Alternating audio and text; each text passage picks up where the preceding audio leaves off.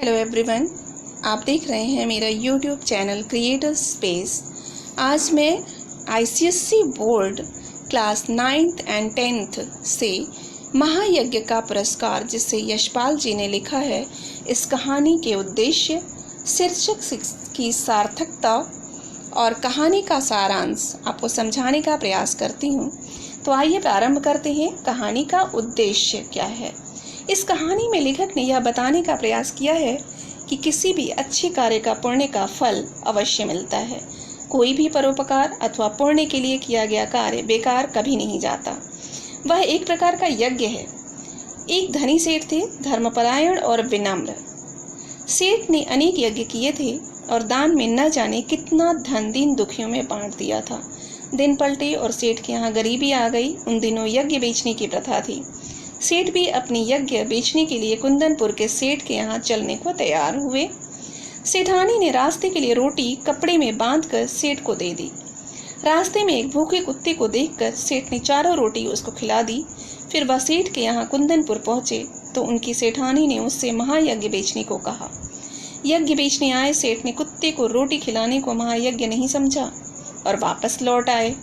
घर आकर शाम को उसी के घर में उसे एक बड़ा खजाना मिलता है जो उसके द्वारा किए गए महायज्ञ का पुरस्कार था। शीर्षक की सार्थकता उचित है या नहीं, आइए समझते हैं। इस कहानी का शीर्षक महायज्ञ का पुरस्कार यथोचित है। सेठ का एक भूखे कुत्ते को चारों रोटी खिला देना उसका एक बड़ा यज्ञ बन गया था। खुद भूखे रहकर उसने भूखे कुत्ते को रोटियां खिलाकर उसके प्राणों की रक्षा की। यह उसका सबसे बड़ा पुण्य बन गया।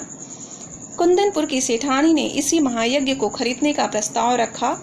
सेठ ने वह यज्ञ नहीं बेचा क्योंकि उसके विचार से किसी भूखे को खाना खिला देना कोई यज्ञ नहीं बल्कि मानव हित है। लेकिन घर जाकर उसको एक बड़ा खजाना मिल गया जो उस महायज्ञ का पुरस्कार था। कहानी का सारांश समझते हैं। एक धनी सेठ थे, अत्यंत विनम्र, उदार और धर्मपरायण, जिनके द्वार से कोई निराश नहीं लौटता था। सभी को भरपेट भोजन मिलता था। भंडार का द्वार सबके लिए खुला था।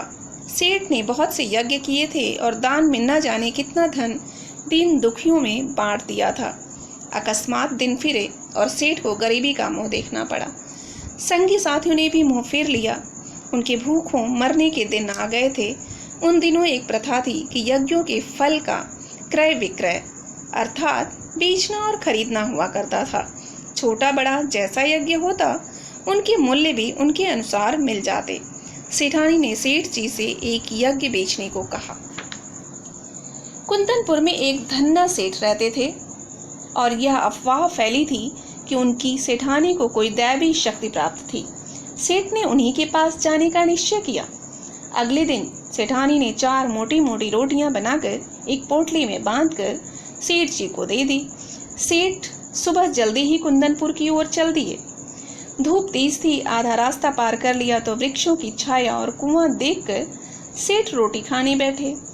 निकट ही एक कुत्ता बड़ा छटपटा रहा था। सेठ जी को दया आ गई और एक रोटी कुत्ते को खिला दी।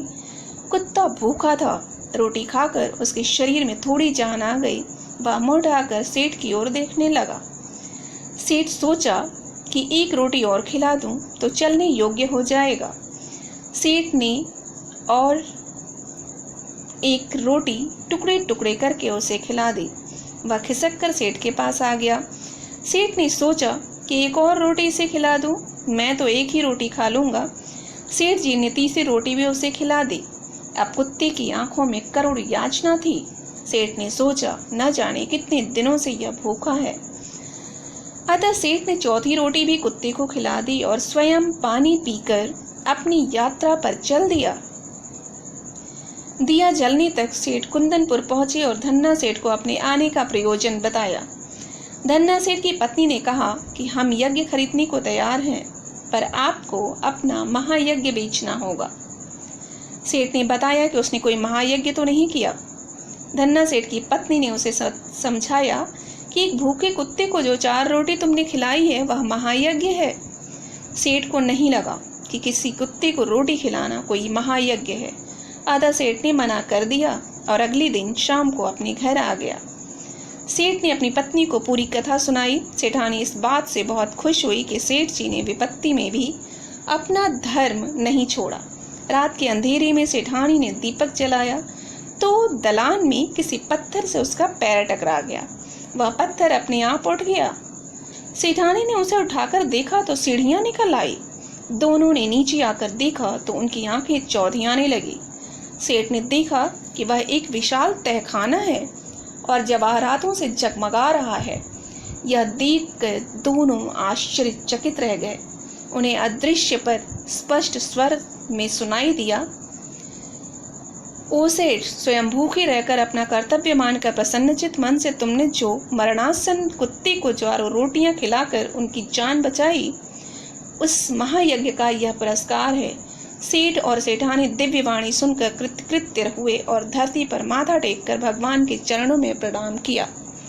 आपको ये कहानी, इसका सारांश पसंद आए तो प्लीज़ लाइक शेयर सब्सक्राइब जरूर करिए।